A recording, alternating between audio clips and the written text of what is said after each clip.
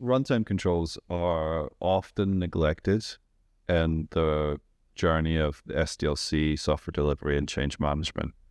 But if you look at it, zoom out, what is change management trying to actually manage? It's the risk of making a change to a system. That happens in the runtime. That's where the risk actually manifests.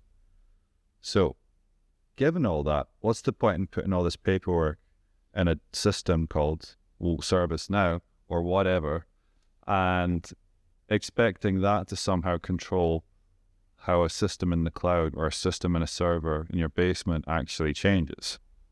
It's ridiculous. It doesn't make any sense. That's why runtime controls are important. Why are they often neglected? Well, because there's not great tooling around for it. So you try and put the control upstream. And like just going back to what is a legacy approach to a runtime control, it's something called segregation of duties, where the engineering team makes software, they do the changes, they qualify it, and then they ask the IT department, please take this version of the software and put it on the disk. And that's how you make sure that me, Johnny Appleseed, isn't writing bad code, putting random stuff onto the servers, right? There's someone else doing it. So it's kind of like the 4 eyes principle, or the code review principle. I don't have access to that server. Someone else manages how that system changes.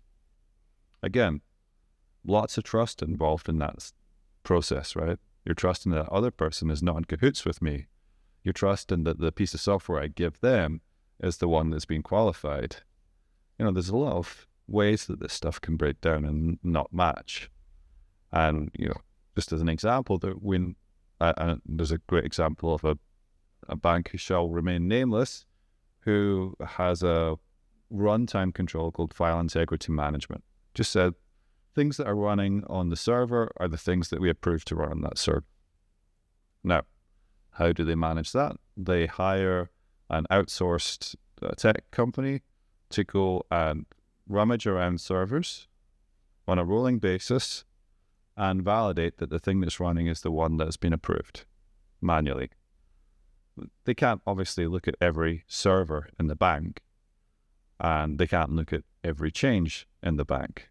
So they're estimating that they get to sample around 10% of the most critical applications.